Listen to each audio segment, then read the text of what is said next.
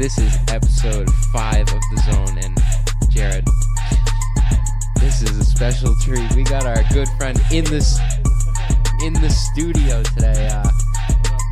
Caleb's joining the show today. No longer over the phone today. No longer over the phone. He's actually Special event. here in person in the office. So, Caleb, it's a pleasure to have you. Pleasure to be here. Okay. We got a lot to talk about today.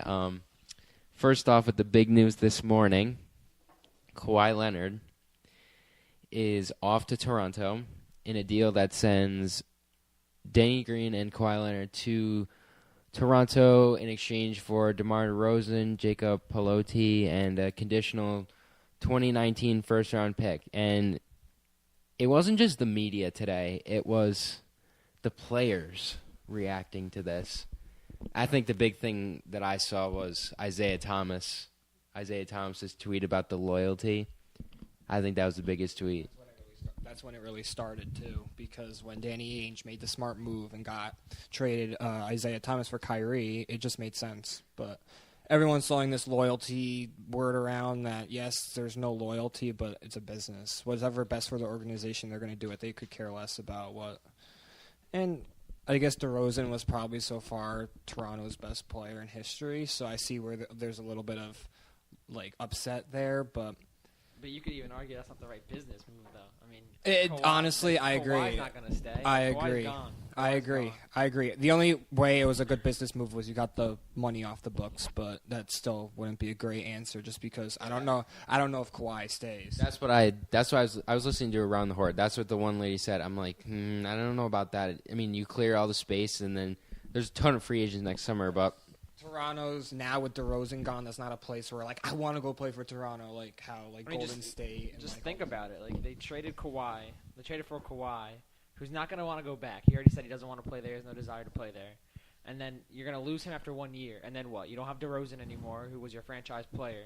It doesn't make any sense at all. You lost a first round pick that's protected. That's a guaranteed first 1 through 20 pick. I just don't understand it.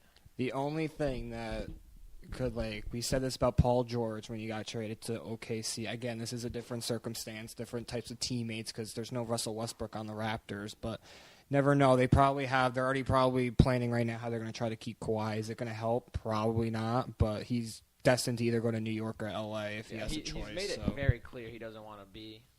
Let me ask the question though. Kawhi being in the Eastern Conference now makes it a little bit of a different story. He would be the headlining star, I think, personally, if he can stay healthy. If they reach the finals, which is going to be a tough test because a lot of people say, Celtics all the way this year out of the East. What do you think that would mean to Kyrie, or to Kawhi, sorry, if they made the finals? Caleb, I'll start with you. I mean, it just goes to show. I mean, he left Cleveland because he didn't want to be under LeBron's wing anymore. He wanted to do it all on his own, and obviously he's got help. I mean, you got Gordon Hayward, Jason Tatum. They got a lot of talents there. Jaylen Brown. I think it definitely mean a lot for his career as well. I mean, like I said, the reason he left Cleveland was because he didn't want to be the second man. He wanted to be the star of the team. So, I mean, it's definitely something that it's his goal. I think it's an easy goal to achieve at this point. I don't think the Sixers are ready to compete with that team yet. I don't really see the Raptors playing a factor. I mean, Kyle Lowry, we've seen how he plays in the playoffs in the past. And I don't think there's a legit contender in the East besides the Celtics. I'm a Celtics fan. I want to say them. I think they still will run the East, but Philly's still there. Everyone think it will be Philly versus Boston for Eastern Conference Finals, but I still think the Bucks have a shot, not to win the finals, but to give a Boston-Philly team, a Toronto team for the run of their money. I could see that happening. Be a Cleveland team type of. Yeah, because the Greek Freak, he's great, but he needs to get a jump shot first of all. But you could argue he's probably the best player in the East right now. You could. That's the whole toss-up now. Is Kawhi the best? Is Kyrie? Because, like we've said, these previous Kawhi drama, he's easily top 5 in this league. It's just what kind of Kawhi are you getting? Are you getting a healthy one? Are you getting one that's hurt? Are you getting one that just doesn't have the right mindset going into this just because there's been all this drama about how he wanted to leave? So Again, we said this about Paul George. Again, this is a different circumstance, but maybe they'll have a plan in place to maybe keep him. But I think it was a steal for San Antonio, in my perspective. This pisses me off in general, dude. Honestly, Kawhi wants traded, asked to be traded, gets traded, and now he doesn't want to play in Toronto either. That's unbelievable to me. Like, I never thought he was that type of guy. Now I don't know. And the headlining thing is that he's going to the USA minicamp, and a lot. I didn't know if he was going. I thought it was up in the air. That's because who's the coach, Popovich. So. Yeah, I don't think it. Yeah, but like, was it Pop that made him get out, or was it? Well, rumors say because you know the Spurs way. You got Pop, you had Tim, you got Parker, you had Ginobili. Which now Parker's gone. Yeah, Duncan's retired, and Ginobili's still coming off the bench. Apparently, when he went down with that calf injury, a couple weeks later, or months, I should say, Parker went down, and his apparently was worse than Kawhi's.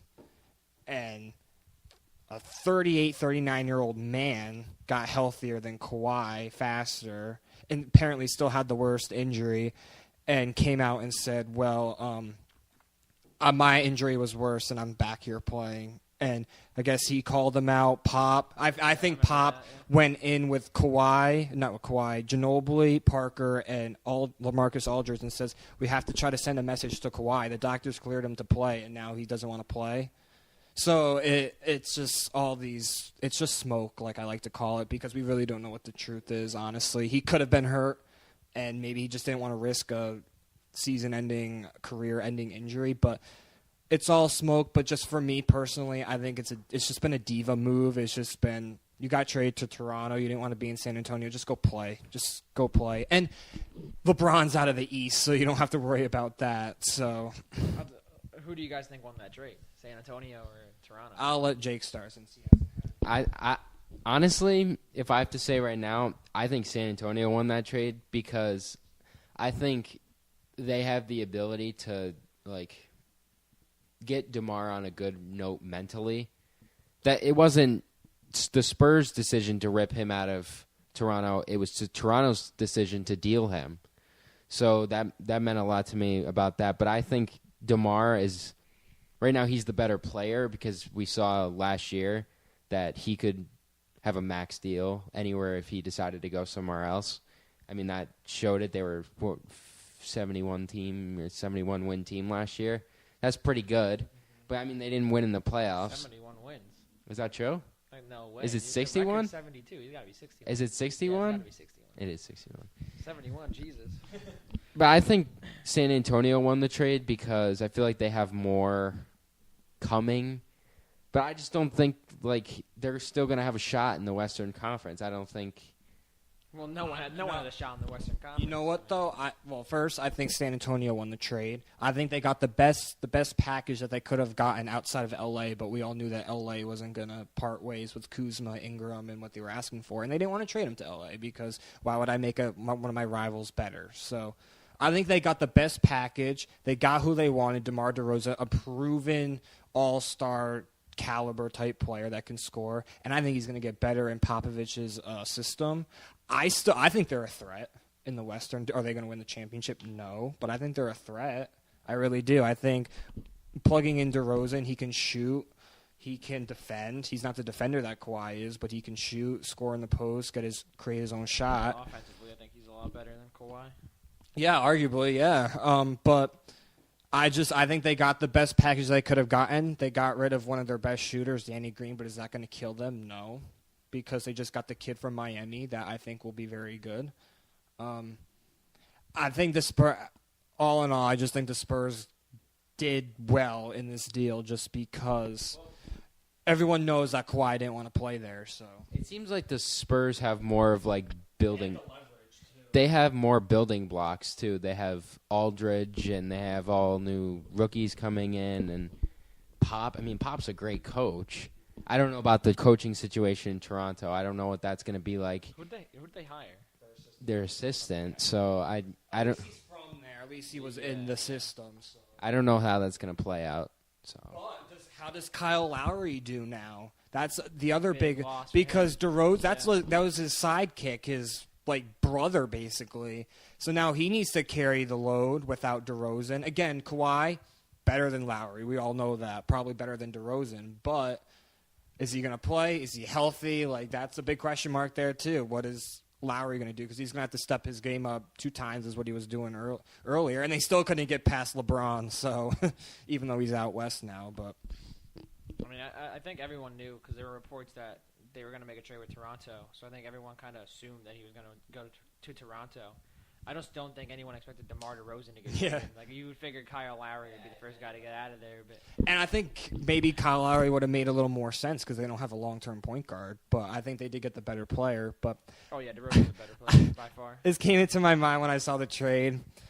So I got to ask both of you guys. You guys are rap guys. How with Drake being the man of Toronto, do you think he has any say in keeping Kawhi in Toronto? Is that a possibility? He's gonna try. He's gonna try to recruit him. Because you guys know rap better than I do. He's one of the best out there. A lot of people say. So would he have a say? Kawhi here, 100%. Stay here. LeBron's not here. You don't have to worry about anything. I don't know. I think celebrities did before. I think when LeBron was a free agent a couple years ago, I think the Celtics brought in Tom Brady or someone with them. Yeah, in Long Island. Yeah. So I think that's obviously a big factor. But I mean, I don't know how much he listens to rap. Kawhi listens to rap, or I don't know. I think it could affect it, but I don't think Kawhi's gonna be like, "Oh, he's a rapper. I'm gonna stay in Toronto." I don't know if that's actually going to happen. He did post on his Instagram, Drake did, welcoming him to Toronto. So and he thanked DeMar, DeRozan, so that was a big move. You think DeRozan gets his jersey retired? Does he get a statue? Obviously. I don't know. He won't. I don't think he gets a statue. I think he's probably one of their best players of all time, obviously. Outside of hockey there, Raptors are number 2 sport there outside the Leafs. And he was one of the most popular players there. If I had to go now, I think now that John Tavares is there, he's number 1, DeRozan's number 2, Jose Bautista's number 3. Those were I think that's their biggest athletes there or were there. So what about Vince Carter? You don't put Vince Carter or Tracy McGrady on that list? When I think of Tracy McGrady, I think of Orlando. When I think of Vince Carter, I think of the Nets. The Nets, that's what I think of. Again, he did the dunk contest. He did Toronto. So, yeah, maybe. But right now I say no. But maybe if he wins championships in San Antonio and he just, I don't know.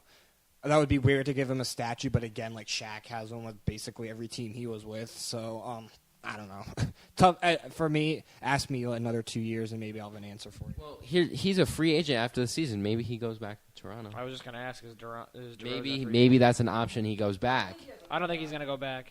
I don't think he will. I think that hurts a player when you get traded like that, I think. Yeah, have a relationship. Because if anything, I would say... No, he's not even a free agent next year. If anything, I would say Isaiah Thomas should have... If it was a move like that, he should have went back to the Celtics this year.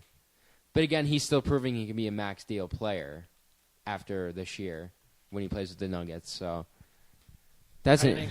I don't know. I'm a max. If I was any team, I'm not giving Isaiah Thomas max. Yeah, DeRozan's a free agent until 2021.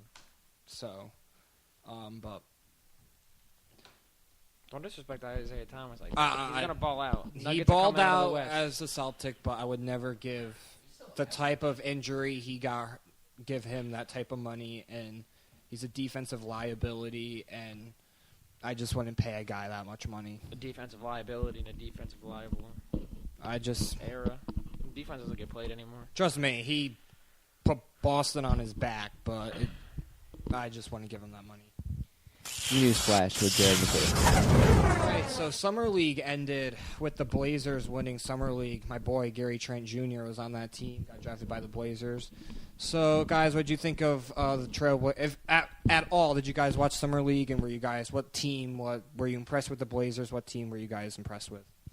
I never caught watching the Blazers because they was on so late, but I did catch it early on, and I was watching Orlando, and I was watching Mo Bamba, and he really stood out to me a lot, and he still has a lot to work on, but I think the Summer League is a good building, and it's not the It's not the real thing. So that's why I think kind of catches me off a little bit. But yeah, Summer League, the Blazers, I wish the Lakers won back-to-back. That would have been sick in front of LeBron and all that. But yeah, I did catch Summer League a little bit. So I don't know. I haven't watched basketball, NBA basketball, and I refuse to of any sorts. I don't like it. I'm telling you, Summer League was great. I loved Summer League. You're a Knicks fan, too, and Kevin Knox balled out. I'm not a Knicks fan. I'm a Timberwolves fan. Don't disrespect me like that. I thought you were a Knicks fan. No, man. Timberwolves. Speaking of them, Jimmy Butler, though, dude. Can't believe that stuff's going down. So, heard a lot of bad stuff. Since when were you a Timberwolves fan? For a while, a couple years. Because I thought now. you liked D. Rose when he was on the Knicks. Knicks. I love D. Rose. He's my favorite player of all time. Oh, interesting. Well, there are rumors out there. Well, first, Carmelo's done in OKC. It's either going to be a buyout or I don't think anyone's going to take his contract. But there are rumors out there that the Hawks are in trade talks with Melo. A possible Dennis Schroder would be part of that deal. Caleb, does that make any sense to you whatsoever? Oh, okay. When the Thunder traded for Melo last season, I was like, okay, look at the facts. He had a down season the year before. He's going to have another down season. He's getting old. He can't handle it. He's not going to be able to put the team first. He's always been a my needs come first kind of player. And that's not how Westbrook rolls. Westbrook is the leader of that team, and he's the one that controls everything, obviously. And I knew from the start that trade, everyone got hyped about it, saying they could contend with the Warriors, and I never bought into it. I just couldn't do it. I don't think any team should want Melo. He won't come off the bench. I think he's made that very clear. I'd be very surprised to see him go off the bench anyways. Schroder, I think he's a good player. I think he's got a lot of potential. He's still somewhat young. I think the Thunder would win that trade if you're getting Dennis Schroder. I mean, well, yeah. If that's a straight-up trade, then you don't need a point guard though. Yeah, I mean, maybe off the bench, but then that would make sense for Atlanta to make this trade is he's probably blocked off by Trae Young. So they probably want him to get the starting role. True. So that's the only thing that I could think of, but. Getting Melo, I just wouldn't want that contract. I want OKC to buy him out first, and then I'd talk to him to get him at vet's minimum. But Trae Young is so overrated, man. Throw Kevin Herter in the deal. No. Kevin Herter and Russell Westbrook. That'd be sick. Going overseas now, arguably one of the best soccer players. Left Real Madrid. Again, you know me. I don't like these loan things with these soccer players exiting. But he got 60 million Cristiano Ronaldo jerseys have sold. Juventus is the new team he plays on in the first day after he left. Honestly, it's not shocking. I like him over Messi. But again, I don't know much about soccer. But is that crazy? Like, I don't know. I think it's pretty crazy. I mean, what was LeBron's? I mean, let's compare it to LeBron. What was LeBron's ticket sales when he first came to LA? When he first came, or his jersey sales when he first came to LA? But I think Real Madrid's really stupid to get rid of Ronaldo. But I think it's pretty cool. I mean, $60 million in one day. Yeah, well, he wanted to. I mean, he literally said it in quotes. They're the best team in Italy, and they have a good shot to win the Champions League. So I think it was a good move for Ronaldo. And I think it's going to change up the way Europe is because now you don't have that Messi, Ronaldo, Barcelona, Real Madrid, La Liga. You don't have that anymore. You have now it's got to be they got to reach each other in the Champions League and.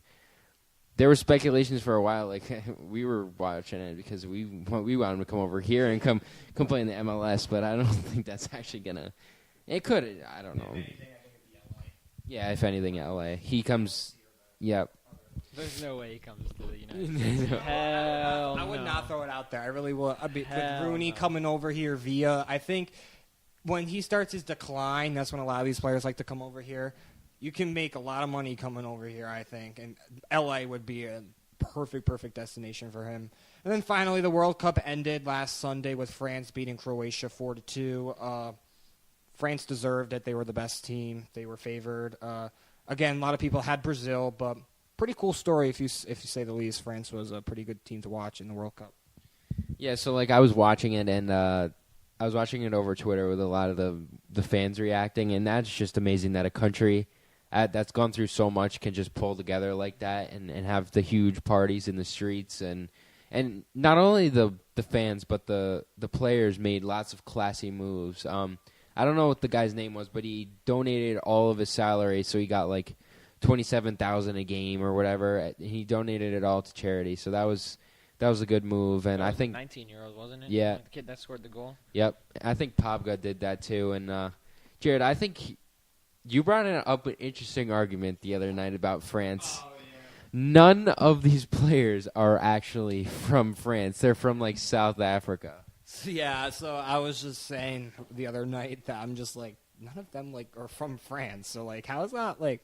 I understand it all. I just thought it was strange. But so before we end the news flash, I'm just curious. Did you think it was exciting without the U.S. in it? Hell no. Like, because I went into some games like thinking, I wish the U.S. just because I want to pull for our country, because. But personally, I don't really think it mattered because I think the games were just as good. Because what you saw a lot of teams like Russia and Croatia upset everyone. So it really changed up the field. And I think it was different for a lot of different countries to be like, oh, my God, the United States is not in this. Like, it's completely different. Like, was that Ronaldo's, Messi's, and Neymar's last final World Cup because it's another 4 years and they're 4 years older? Neymar will come back. Neymar's coming back. Ronaldo's coming. I think Messi's done. I think Messi and Ronaldo are, 32, 33? Neymar is like 29. Not guaranteed another 4 years. So. That's true, especially in a game like soccer. Yeah, that was a news flash. We'll be right back after this. Kaleb Ashbrenner's joining us today in the studio, and can't seem to get rid of him. No, we can't seem to get rid of him.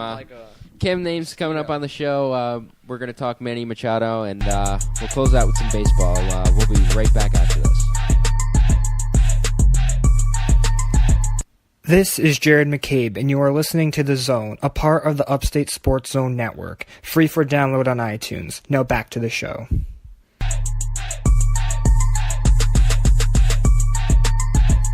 Episode 5 of The Zone. We are back in a little bit change of schedule. Our good friend Camden Haynes will not be joining us. That's so sad. But Caleb's still here, so yes, sir. Caleb's joining in the show, and it couldn't be a better day for him to join because we're talking a lot of baseball in this second half hour of The Zone. Manny Machado has been just traded to Los Angeles, and Caleb, I know you have strong feelings about this, so you can break. Honestly, dude, like I'm fine with it. I didn't really want Machado to begin with. I mean, obviously it would have helped, but then my boy Didi would have been in a tough situation. I think it was a smart move for Cashman to pass up. I think that he knew the Orioles were going to want a lot for him, and they got a lot. They got 5 prospects for him.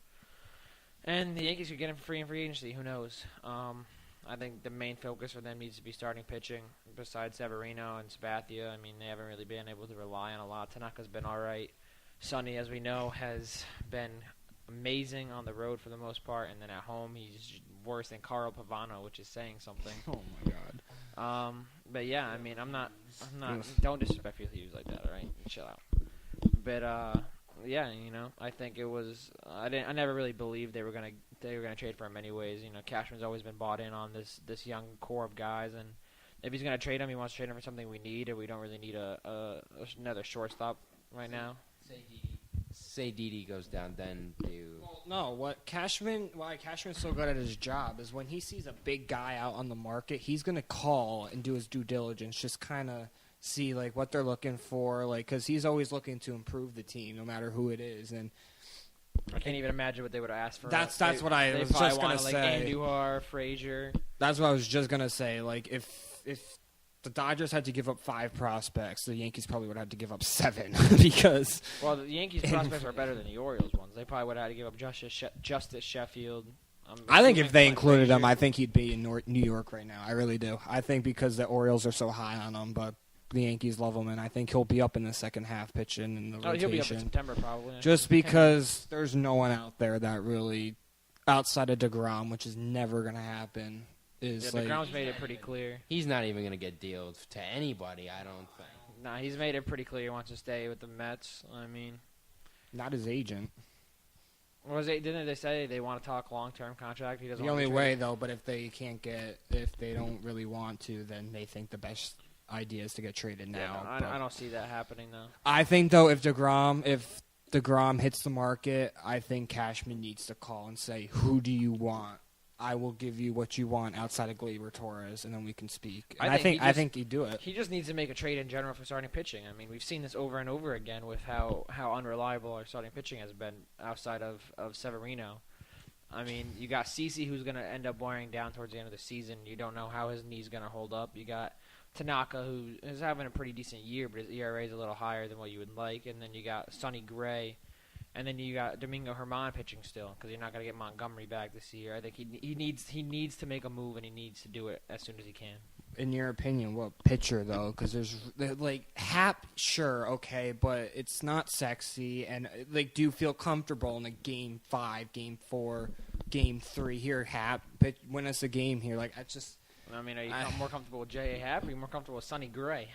Honestly, I think Sonny Gray could turn it around. I really do. I think he's a good pitcher. He's always been good, but for some reason he just can't seem to pitch in Yankee Stadium. He can't handle the New York environment, I don't think. I don't think it's for him. I don't think he returns to this team outside of when his contract just the team to look out for is the San Francisco Giants. If they fall out of this fast into the second half, and they're willing to trade Mad Bum, you have to go get him. 10 days before the trade line? Yeah. So if they just fall off the face of the earth to begin the year, then begin the second half, maybe something like that could happen. They'd have to lose 7 of their next 10 in order for that to happen, because they're what, 4 or 5 games? They're really interested in Albert Abreu, so I could get a deal started, center it around him, and then kind of give up.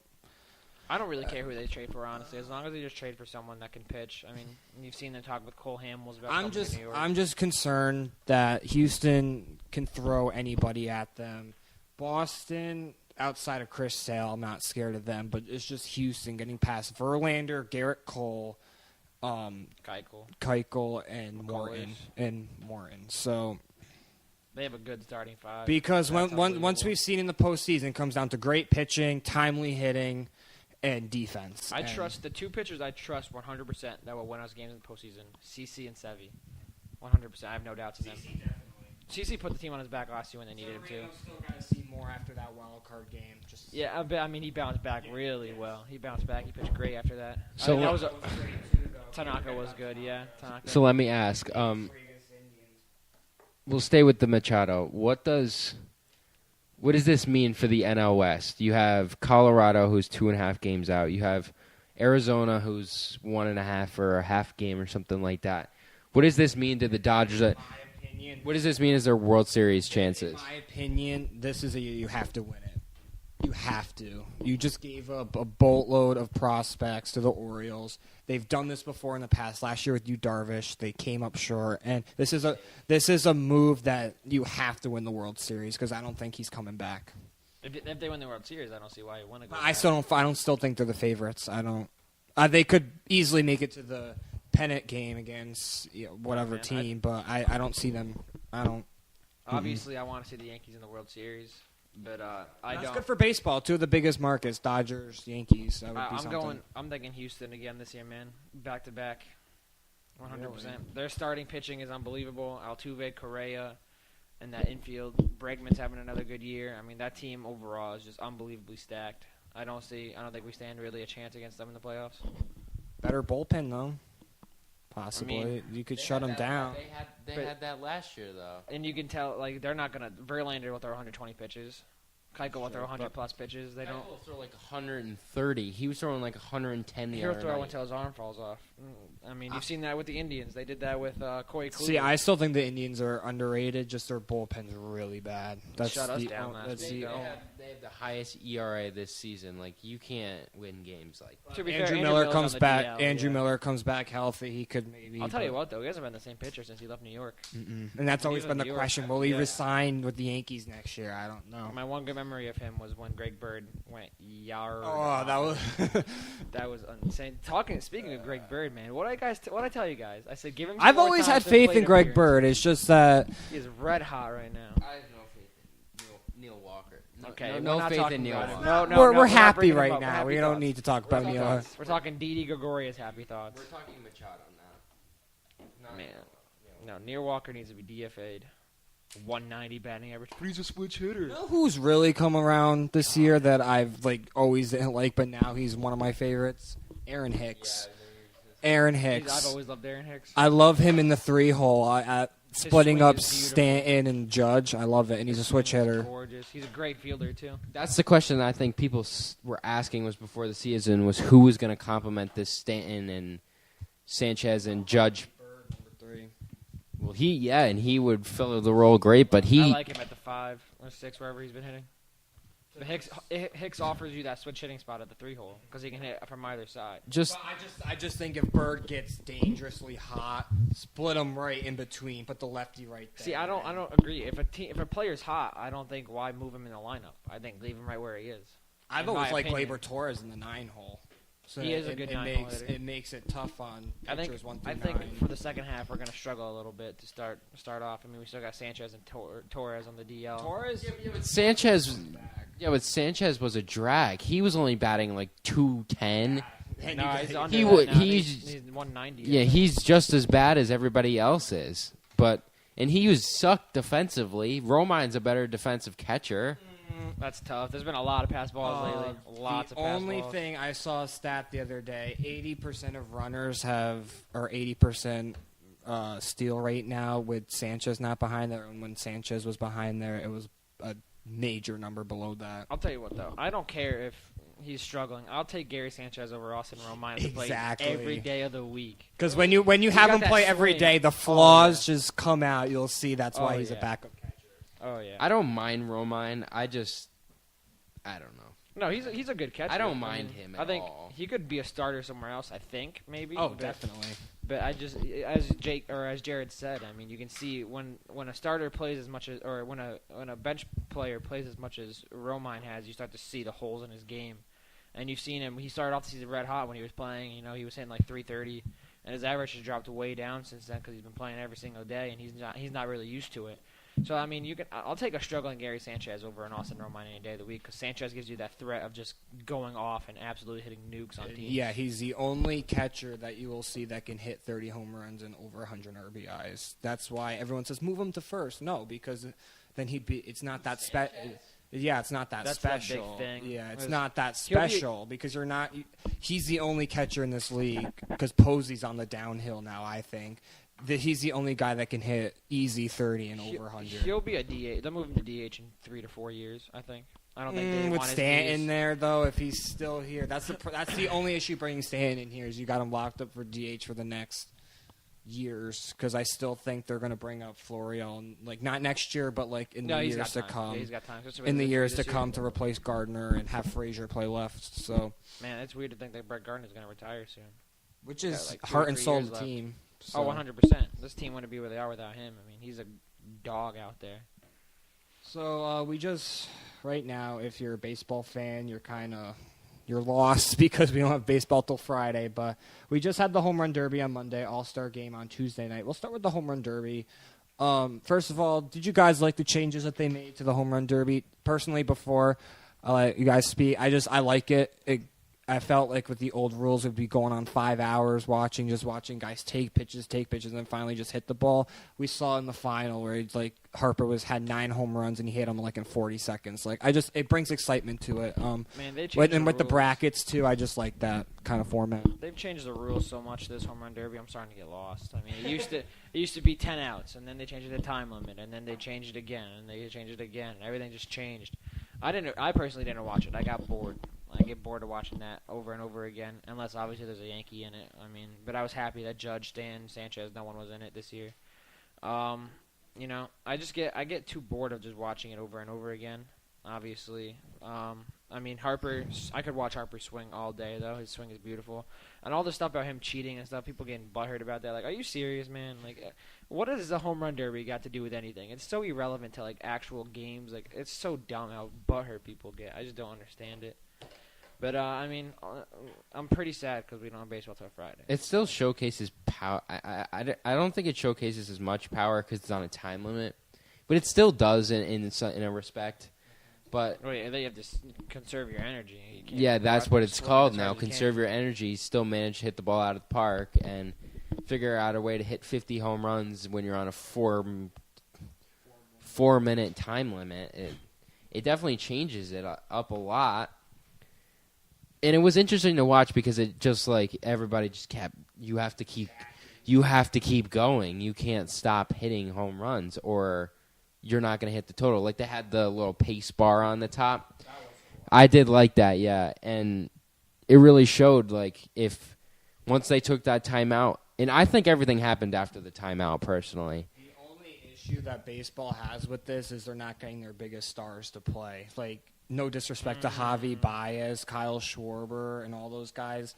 You want to see a Judge. You want to see a Stanton. You only got Harper because it was his home ballpark, but you want those big guys. Trout, Nolan Arenado. He said he won't do it ever again. Like, that's just the only issue. That's kind of like the NBA in the dunk contest. But I mean, you've seen the curse that this has on people. We saw Judge go through it last year. I mean, it was tough to watch him in the second half. which of the season. Harper needs to get going if you're the Nationals. Reverse effect, maybe. I mean, maybe, I don't know why he was in the All-Star game to begin with. I mean, a sub-220 hitters in the All-Star game is just absolutely absurd. I think they need to change the voting format. Letting fans vote, I think, is absurd because Gary Sanchez was going to be an All-Star for a while there, and he did not deserve it. Harper didn't deserve it. I mean, it's unbelievable to me. I think the only reason Harper got it was because it's DC. Oh, 100%. And two, it's a fan vote. Which isn't loves fair Harper. to me. I don't think it's fair. I mean, you got players who are having great seasons who earn the right to be in the All-Star game who aren't getting voted in because they play for smaller market teams and stuff like that. Yep. But that Yeah. wasn't fans though. That was the writers. players. That was the players. Yeah. That's the tough call. That's where you gonna draw the line and I got say. a lot of beef with the players. Why is Luis Severino not starting in the All-Star game, man? He's better than Chris Sale. Who started Chris Sale? Mm-hmm. Sevy's by far the Cy Young in the American League. By far. I don't think it's even close. 14-2, whatever he is, 15-2. 2.23. I still think Sale has the upper hand right now. I don't know why, but I think Sale has the upper hand. I don't know why. I think. So consistent. Yeah, but so is Severino. But the way Chris Sale pitches, though, the way it's incredible. I don't know. I feel like. Yeah, but the way Severino pitches is incredible. It's just like people think. Here's this though. You saw Severino pitch in Cleveland. I don't think I've seen Chris Sale don't do that before. Well, where you he just don't watch Chris Sale on a consistent basis like you watch Severino. true, but he look at this. Okay. Against Sale? They've never really teed off against him. They teed off against Price. Price. There's something about Price that just the Yankees love. Yeah. Okay, so Sevy's got more wins, less losses. About the same ERA. Wins don't matter anymore. They don't. Sevy's got Felix more. Hernandez won a Cy Young at record 12-13. It as a record as 12-13 numbers like Jacob deGrom. Look at Jacob deGrom. He hasn't been able to get he has 5 wins. He could have Severino's record right now if he was on the Yankees or even better. They have Luis Severino going 6-3 the rest of the season. Are you kidding me? That's not a chance. Sorry, I'm looking at MLB.com right now. I don't know. For right now, I'd love to see Severino, but Sale to me has the upper hand right now. But things can change in the second half. I'll take. Okay, so if you're starting a team, would you rather take Chris Sale or Luis Severino? If you had to pick an ace, Severino. I mean, the kid's Less 24 mileage, years old, less dude. mileage on the arm. He throws up to 100 in the 7th inning. Yeah, that's what I was just gonna. He can throw 100 in the 8th inning. So. Damn, dude, stop doing that. Did Chapman not play in the? No, he sat out. His knee. Smart. He's got that knee injury. That's You know what? I gotta ask you though. Rob Manfred threw some shade at Mike Trout about how he's not a great ambassador for the game and how they can't market their best player. What an idiot! That's What an idiot! He's talking. I trash gotta about call himself. out Fox. They have these really cool mid-game interviews, and all they can seem to talk about with Trout is about his love for weather. Come on, talk about something All the else. things, all the things. That's all Joe Buck. So what? You and your weather? What do? Come on. Let's just get one fact right. Joe Buck is that's all we see garbage. that's all we see in the Angels Twitter feed is the little Mike Trout segment. It's like news flash, weather flash with Mike Trout, and then he goes, "It's hot today." That's your big problem. You can't even promote yourself for people to watch you. I'm an Angels fan, and I have a hard time watching them like at 10 o'clock at night. It's hard to watch. Joe Buck's straight garbage. Let's not even talk about him. I like Joe Buck. No way. I like Joe Buck. I do. This is him getting excited in the playoffs. Game 7, games on the line. Home run. Mike Trout. Angels advance. Whoa! Like, come on, dude. Get some energy. Like Matt Vasgersian. Oh my God. I'll never forget though, David Freese. We'll see for tomorrow night, Game 7. That's a historic call. That was after his father's. That was one of his father's calls before he died. And then the All-Star game, it was a slugfest. AL won, I believe, 7-5. Judge hit a home run. Severino caught it in the bullpen. I thought that was pretty cool. That's crazy, man. I love how the players bring their phones out and they're just taking selfies mid-game. I just think that's so cool. With Matt Kemp right beforehand. Yeah, that was crazy. Machado takes a selfie with Matt Kemp. 5 minutes later, you're traded. I love that. Like I said before, it would have been so cool to just see the trade happens, so all you see is Machado run off the field, get out of the AL dugout, move to the NL, puts on the Dodgers. What's up, guys? What's up, Kemp? What's up?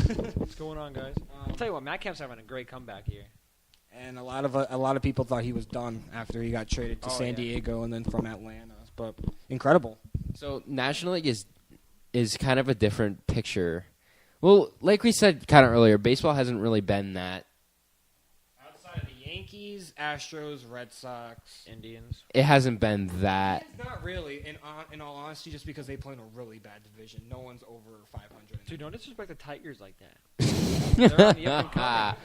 They're coming back. Okay, so back to my question. So the National League is a little bit of a different scenario because we see a lot of different teams. We see Atlanta, Philly, Milwaukee, Chicago, LA, Arizona.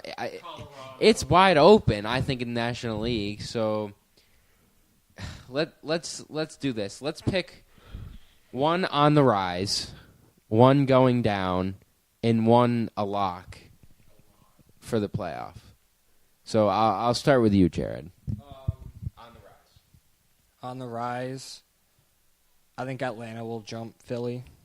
I like Atlanta's young talent. I think Philly, they're just there because the Nationals haven't been playing well, and Atlanta's still young. But I like what they've got with Albies, Freeman. I like that team a lot on the rise.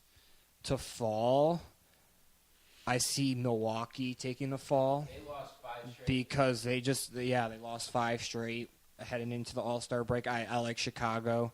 My boy Javi Baez. It just seems like the hype was all Chicago. Yeah.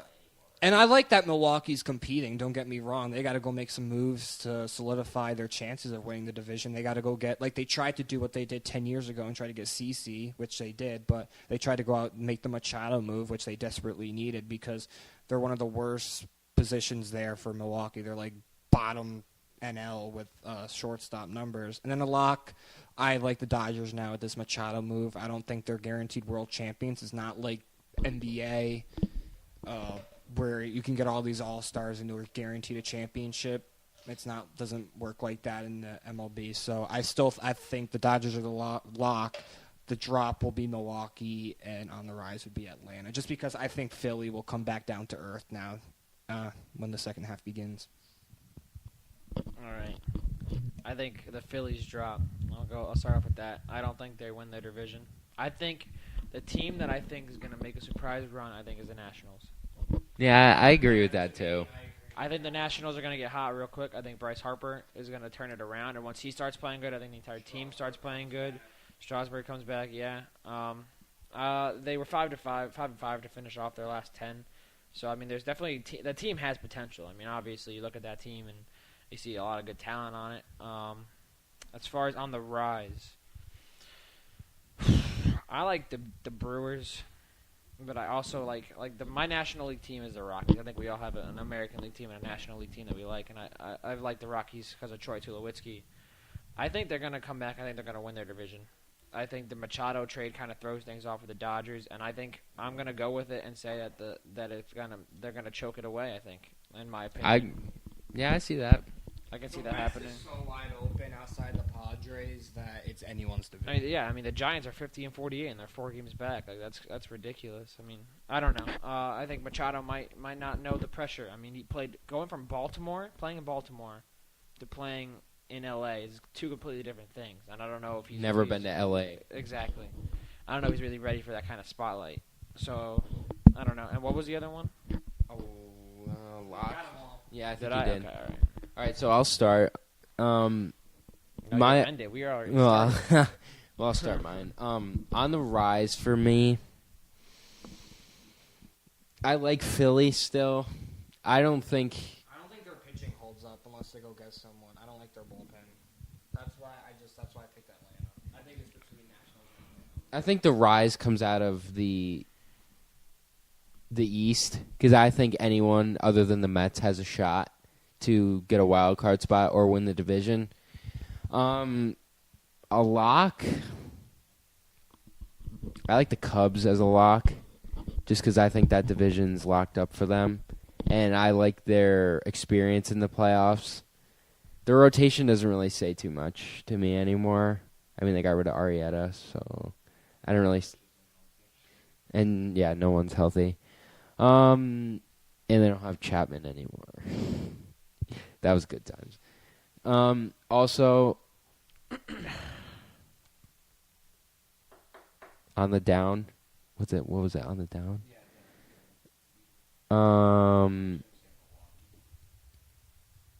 Yeah, Milwaukee. I mean, 5 straight into the All-Star break. Isn't that what you want to pick up your momentum? Pretty much. Okay, so which league do you think the American League has better competition or the National League? See, I don't know. I think that National League is strong. National, like I said, outside of the Yankees, Astros, and Red Sox. National League has no 60-win teams. The American League has 2. 3. But look at all those look at the Central. Just look how ugly that division is. Look, you can say the Look same at the thing about East. the West. You can say the same thing about the West. You could say the same thing about the East. The Orioles are 39 games out of first place. Toronto, Okay. what's Toronto, 23? Like, that's insane. Toronto is 23.5. That is terrible. I think the American League is more competitive than the National League. Minnesota's not that far out. It's crazy. No, but they're not going to make a run. I mean, they don't have the depth. Well, Dozier's going to be gone. The Rays are making a comeback. The National, just look at the West. You got the Dodgers, Arizona, and Colorado. You got 3. Even the Giants could make a run. Yeah, and they're 2 games above 500, which just shows how weak that. I mean, it's competitive. Central, Chicago, Milwaukee, St. Louis. They could go on a run, but I don't see that happening. And then the East, I think, is wide open with Philly, Atlanta, Washington. If you go over to the American League, the West, you got the Houston Astros and the Seattle Mariners. No one's touching. And Oakland's a great story, but they're not. I was going to say that's a tough division right now. I mean, Oakland's 55-42, and they're still 8 games back. Like that's the Central, I just don't even want to look at that. That's ugly. And Cleveland to even be in first place is just sad. They had a rough beginning, and that's the only reason why they're in first place is because they're the better team with talent. And then the East, Tampa Bay, got to give them credit, but they're 18 games back. Yeah, it's going to be tough to make a run, especially with how good both of these teams are. It's crazy to me, dude, that both these teams, 68-30 and 62-33, one of them's going to have to go into the wild card, which is unbelievable to me. I think the Yankees go. I think to even think outside of the Astros and the Yankees and the Red Sox is kind of insane because those are the kind of big picture things that people see when they look at the MLB. And now that we have to think, oh my God, the Yankees. I do want to ask you this, Caleb. The Yankees have a winning record against great teams and a winning record against losing teams, but they can't seem. For some reason, when they play losing teams, they can't get it together. We saw that in Baltimore.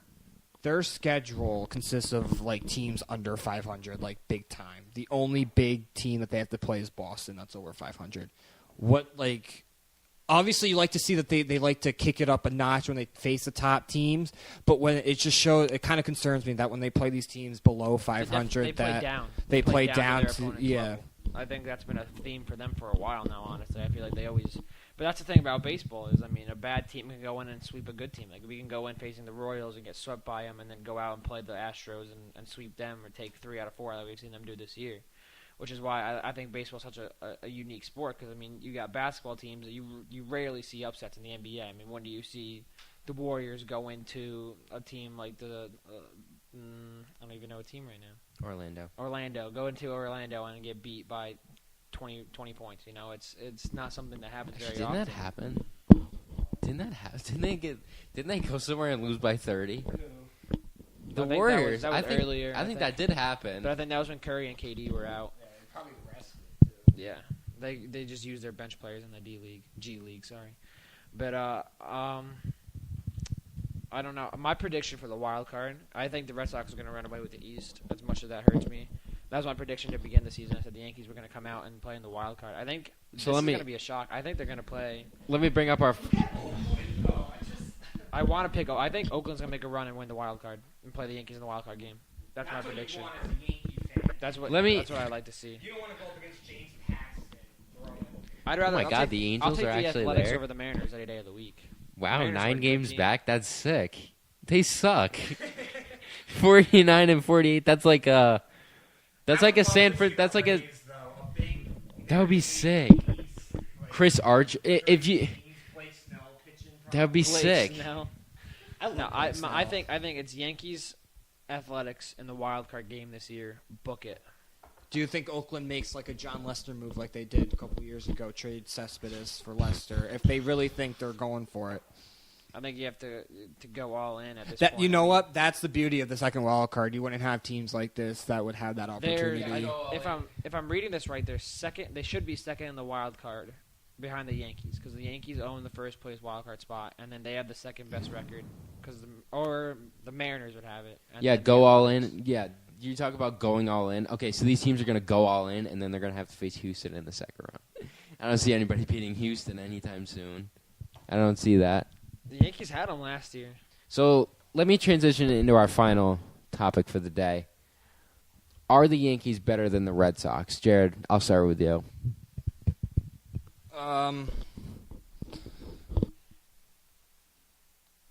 Okay, I'd say just because for right now, if the playoffs started today, I say the Yankees, and the reason why is that bullpen.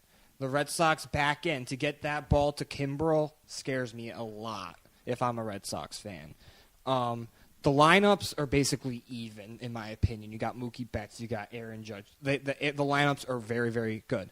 I'd give a slight edge to the Red Sox for pitching, starting pitching, but when I think the playoffs comes down to is good starting pitching in that bullpen, I think the Yankees just have the slightest of edges with the bullpen because even if Severino goes 1 inning, you use that whole back end of that bullpen. I think that's what Cashman's going to do. He's not going to get a starter. He's going to go out and get either a Britton, a Brad Hand from San Diego, or get one of a top reliever so then they can make it even more of a strength than it already is. But it's so close, but I'll just give the slight edge to the Yankees with that bullpen. Why would he make the bullpen stronger if it doesn't need to be fixed? He's not going to overpay for like a J-Hap or like one of those. To me, if Mad Bum, DeGrom, and that's basically it. Aren't that Mad Bum in the postseason? Have you seen what he does? That's the type of pitcher you want in the postseason. Is Mad Bum goes Severino, Mad Bum right there, 1-2, and then have CC right there at number 3 or Tanaka at 3. Depends on how the I'm telling you. I don't see Cashman getting a starting pitcher unless it's someone of the likes of DeGrom or Mad Bum. It doesn't make sense to me to strengthen the bullpen. The bullpen's completely irrelevant if your starter can't get you through 5 innings and not give up 10 runs. But we saw what they did in the wild card game.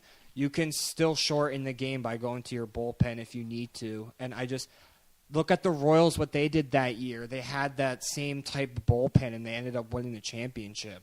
I just don't think I can see Sonny Gray doing good in the playoffs, especially at Yankee Stadium. But what did we see in 2009 in the World Series? 3 pitchers Girardi used. That's what I was CC, CC, a little bit of A.J. Burnett, and Andy A.J. Pettit. Burnett. Outside of that, they didn't touch anybody else that they had. I was talking to one of my friends about this. He's like, okay, I'm kind of worried. I was like, well, you can do a 3-man rotation in the playoffs. I mean, you got Severino, CC Tanaka, use the bullpen. You get days off in between games too. You'll be fine. I don't see a problem with it. I think that would be. I think that third player though is going to be a mix-up because the way the Yankees are playing it right now, Tanaka has at least 6 or 7 days of rest before his next start. I don't think depending on how long he goes and how he does, I think that could be a mix-up for somebody else trying to take that role. Maybe they give Sonny Gray a game. Maybe.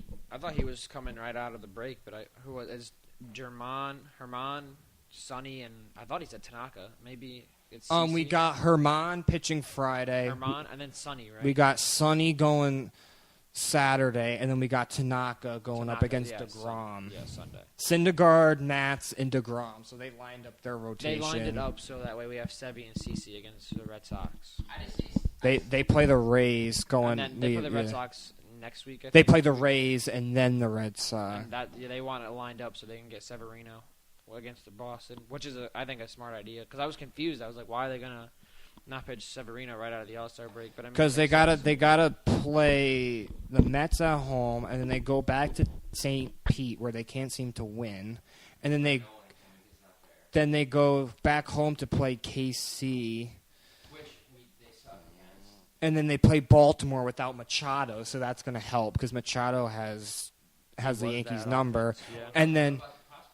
And then it starts on August 2nd where the Yankees go to Fenway, and it's going to be that series. And just imagine September, the last series of the year, the Yankees Red Sox.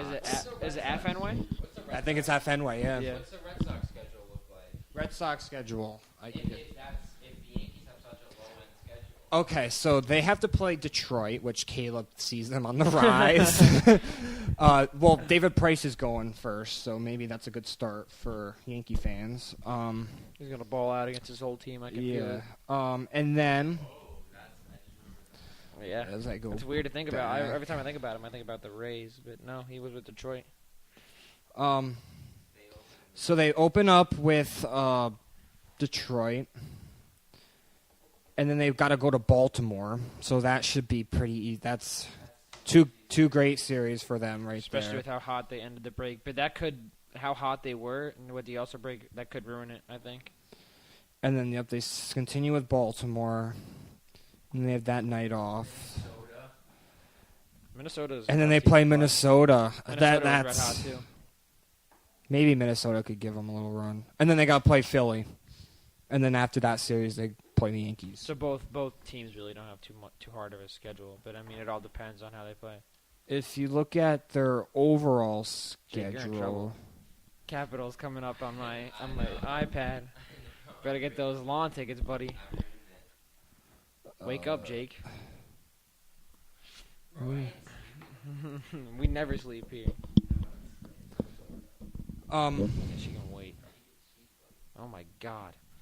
That's the answer for you. Their biggest test outside the Yankees is when starting to August 20th, they're home against the Indians. Otherwise, they go back to the Trop. They got to play Miami. Then they got to play Chicago. Jeter's going to do something in Miami to make sure that the Marlins win. And then they play the Astros in September. This is Boston, right? So, both teams have really easy schedules. The only thing is the Yankees got the Indians out of the way. I think it's and the Astros. They got the Indians and the Astros at the right time if you're a Yankee fan because Boston has to play both of these teams down the stretch in early September, late. I think the last series of the season, the Yankees will be back 2 games and end up winning 2 out of 3. But it's going to be too late because they would need to complete the sweep. I think that's how it's going to end the season. But yeah, my bold prediction. Write this down. Remember the date. What's the date today? The 18th, July 18th, 2018. Yankees, Athletics, a wild card game. That's what I'm going with. My predictions have been pretty spot on since I've been here. Am I wrong, guys? I mean, Got the entire Yankees-Red Sox series predicted on a point. I said give Greg Bird some time, and look at where he is right now. He's red hot, one of our better hitters. I mean, I'm just on fire right now. Like Jared in the NBA draft last year. He went 24 for 25. Should have been 25 or 25. He was hot, bro. I'm calling it. And in the World Series, Astros Just won want it. to give a little shout out. Nikita Kucherov got an 8-year extension. Just want to throw that out there. Very excited for that. But Yeah, I think that's hockey. I don't know. I really don't know. Yeah, Caleb, I don't think you can go on a roll with hockey, so... Well, I mean, you skate the entire time, so I can't go on a roll. Oh, offsides. Oh, he's not offside. Sorry. Oh, no, he's not. No, he's not. Oh, hand up. Oh, icing. Oh, Wait, no. what does icing mean? Okay. Yeah, I know. Okay, I'm not that dumb. sure. Yeah, I know. Okay, let's end this now. All right, so got to go watch my World Series of Poker, so... You're a 60-year-old man. I am. I went to the Cheesecake Factory one night, and this guy had his wife and his kids, and he just has his phone on the table watching that. So clearly someone watches it. Caleb, always a pleasure to have you in the studio, buddy. Yeah, it's great to be here tonight. Jared. Again, always a pleasure. Episode 5 of The Zone, free for download on iTunes. Sorry that Camden couldn't come in, but... Not really. Oh, sorry, not sorry. Good one, Caleb. All right, so we'll wrap this up. I'm Jake Martino. I'm Jared McKay. And I'm Caleb Ashton. Episode 5 of The Zone. Yeah.